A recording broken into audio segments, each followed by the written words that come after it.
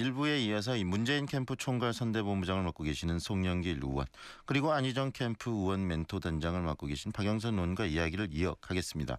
먼저 송 의원님께 질문을 던지면서 2부를 시작하겠는데요. 더불어민주당이 지난 4.13 총선에서 이 호남에서 참패를 했지 않습니까, 의원님? 네. 네, 참패한 이유가 어떤 것이었다고 생각하고 계시는지, 그리고 그때 민들이 가졌던 그런 어떤 문제의식에 대해서 지금 더불어민주당이 최대한 지금 답을 하고 있다고 생각하시는지 한 말씀 해주시죠. 지난번 호남 참패는 여러 가지 저도 당 지도부에는 있지 않아서 여러 가지 분석이 한계는 있겠습니다. 분당이 된 것이 아무래도 큰 거죠. 이 국민의당과 분당이 됐고, 그때 문재인 후보에 대한 반감이 있었던 것도 사실이고요. 또 더불어서 김종인 대표에 대한 반감도 컸다고 생각합니다. 당시에 총선을 지도했던 지도부는 김종인 체제 아니었습니까? 네.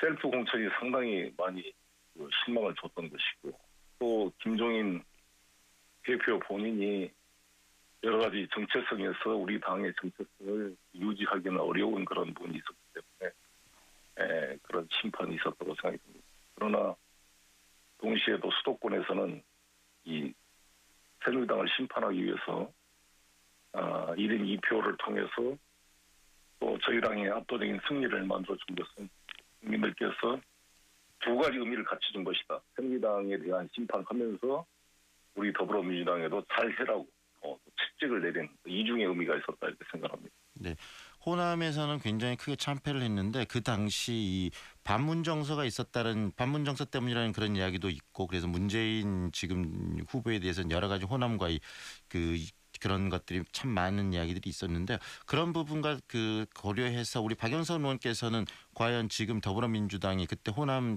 참패 이후 많은 부분들 호남민과의 커뮤니케이션을 제대로 하고 있다고 보시나요? 어떻게 판단하고 계십니까?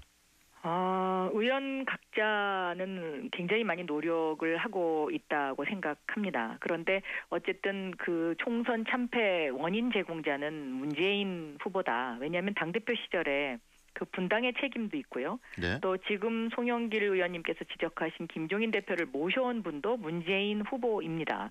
그렇기 때문에 여기에 대해서는 저는 책임을 져야 하고, 특히 참여정부 시절에 제가 2004년도부터 국회의원을 했습니다마는 이런 어떤 호남 고속철 문제라든가 호남에 관한 인사 문제라든가 이러한 것들에 대해서 소홀했던 것이 저는 사실이라고 생각합니다. 그렇기 때문에 이러한 부분에 대해서 만약에 이번에 집권한다면 저는 이런 부분, 호남인들의 그런 가슴 속의 멍울을 확실하게 풀어줘야 될 그런 어떤 책무도 더불어민주당에 있다라고 생각합니다. 그래서 제가 안희정 후보를 지지하는 이유이기도 합니다. 네. 네, 책무도 있다. 아직까지 그런 부분들이 제대로 많이 더 풀어질 부분들이 있다는 이야기신데요. 책임의 일부를 문재인 후보, 현 후보의 책임으로 지금 이야기를 하셨는데, 그 부분 송영길 의원 어떻게 생각하십니까?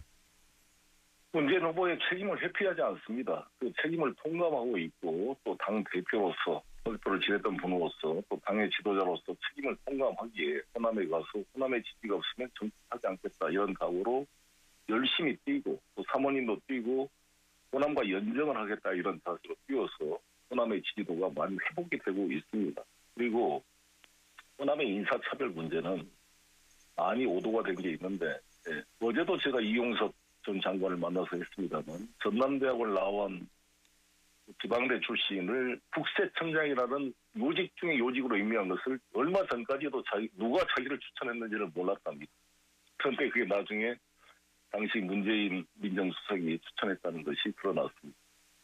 이렇게 보이지 않게 자기 생색도 내지 않으면서 그 사람이 호남 출신이든 지방대 출신이든 상관없이 능력을 보고 발탁을 한 분이 문재인입니다. 그래서 많이 이것들은 오해가 벗겨지고 있다고 생각합니다만, 참여정부 시절에 일부 서운한 것도 있겠지만 주요한 요직들은 대부분 호남이었습니다.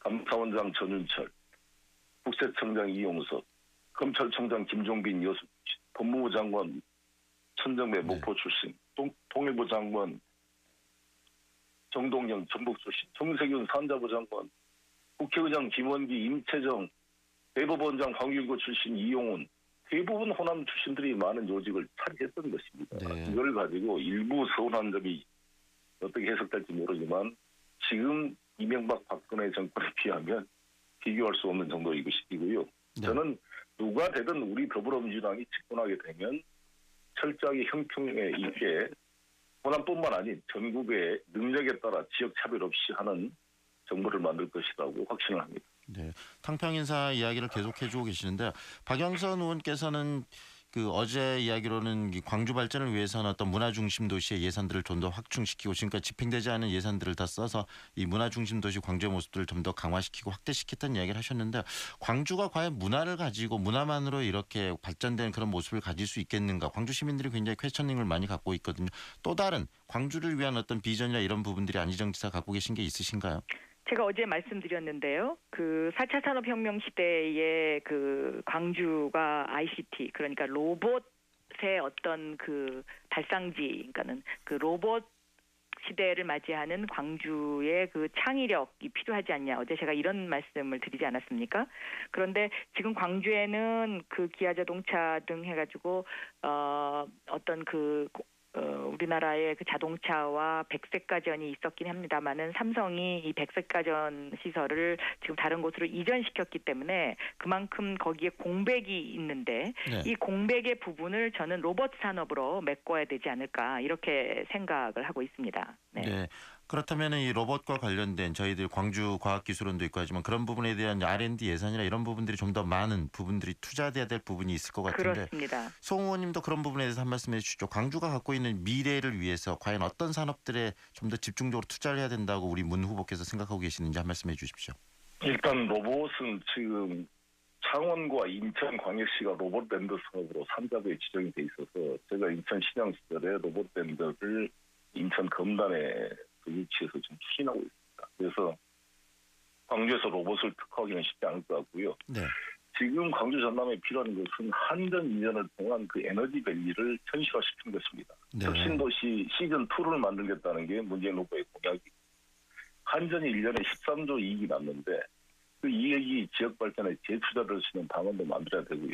거기에 있는 대학을 비롯한 교육, 문화, 정주 요건을 높여서 현재 한전 출신 직원들이 약 25% 이하만 현지에 거주하고 있고 다 서울에서 출퇴근하고 있습니다. 그래서 현지 정주 요건을 높이고 또 현지인들을 채용하는 비중이 20% 이하입니다. 이것을 40, 50% 수준으로 올려서 전남대, 조선대 그 지역에 나온 우리 아들, 딸들이 실력에 따라 좋은 에너지밸리의 그런 벤처 산업이나 한전에 취직할 수 있도록 네.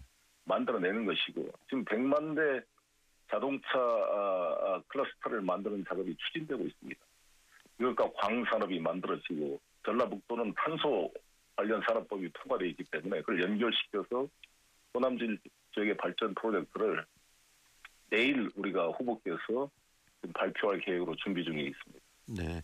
그 여러 가지 이야기 뭐 에너지밸리도 이야기하고 그러셨고 지금 현재 우리 안희정 지사의 지금 저 비전 호남에 대한 그 비전을 가지고 로봇이랄지 여러 가지 산업 이야기들 하셨는데 박영선 의원께서 좀 더 추가할 부분들 네. 호남의 미래에 대해서 좀 더 추가할 부분이 있다면 어떤 게 있으시고 하신 말씀 해주세요. 저는 대한민국이 지금 이 로봇 산업에 대한 정착이 제대로 되어 있지 않거든요. 네. 그런데 광주에 자동차가 있지 않습니까?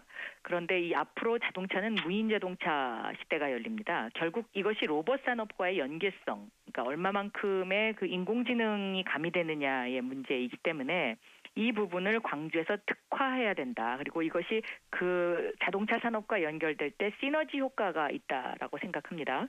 그리고 조금 전에 이제 그 송영길 의원께서 한전 이야기를 하셨는데요. 이것은 이제 나주의 문제죠. 그러니까 그 한전이 갖고 있는 에너지 이 부분을 어떻게 이 광주의 그 로봇과 자동차 산업과 함께 그 시너지 효과를 내느냐의 그런 문제가 앞으로의 광주의 미래와 직결되어 있다라고 생각합니다. 그런데 이 부분은 제조업 부분이고요.